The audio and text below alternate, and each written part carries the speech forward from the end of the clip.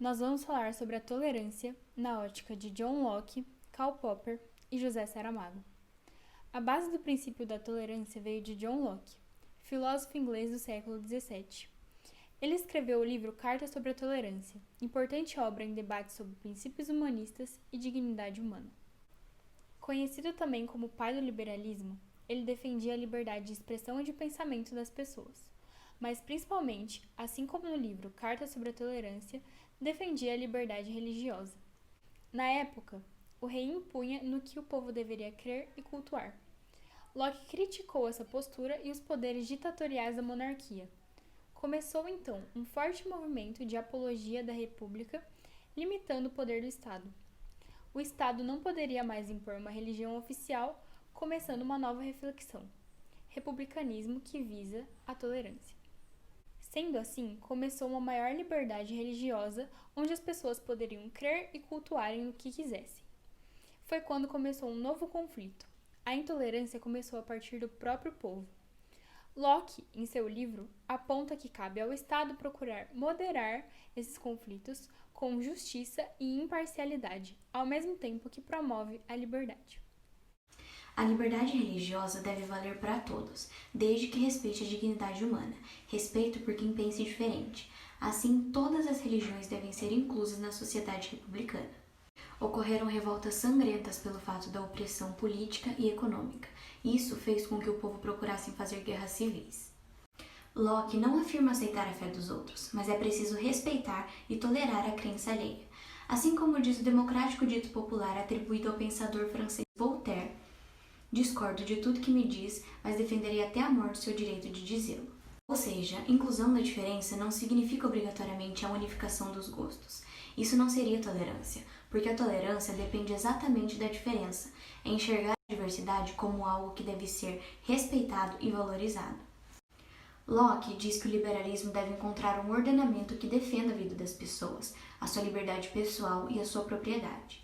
Portanto, tolerância e liberdade têm limites. A liberdade consiste em poder fazer tudo, desde que não prejudique o próximo. Um exemplo de ação que excede os limites da liberdade são os discursos de ódio, que, por exemplo, causaram o antissemitismo na Alemanha nazista durante a Segunda Guerra Mundial. E foi nesse contexto que o filósofo vienense Karl Popper, esse senhor aqui, no seu livro A Sociedade Aberta e Seus Inimigos, tratou sobre o paradoxo da tolerância. E no que consiste esse paradoxo da tolerância? Bom, se uma sociedade republicana, democrática e que preze pela liberdade chegar ao ponto de tolerar até mesmo a intolerância, como por exemplo os discursos de ódio, vai chegar um ponto em que ela vai acabar sucumbindo a grupos absolutistas ou até mesmo ditatoriais. Então a única forma desse tipo de sociedade sobreviver seria colocando um limite na tolerância. Então a única forma é não tolerar a intolerância. E para exemplificar isso, dá para citar os escravos africanos, que reagiram de forma pacífica quando os colonizadores europeus chegaram e privaram eles da própria liberdade. E se nós formos partir dos princípios lockeanos, o corpo das pessoas ele não pode ser comercializável. Então, nesse caso, o uso da legítima defesa se torna necessário para defender os direitos da vida e da liberdade. Mesmo um conceito tão belo como a tolerância pode encontrar críticas, como, por exemplo, a crítica feita pelo Nobel de Literatura José Saramago, esse carinha aqui.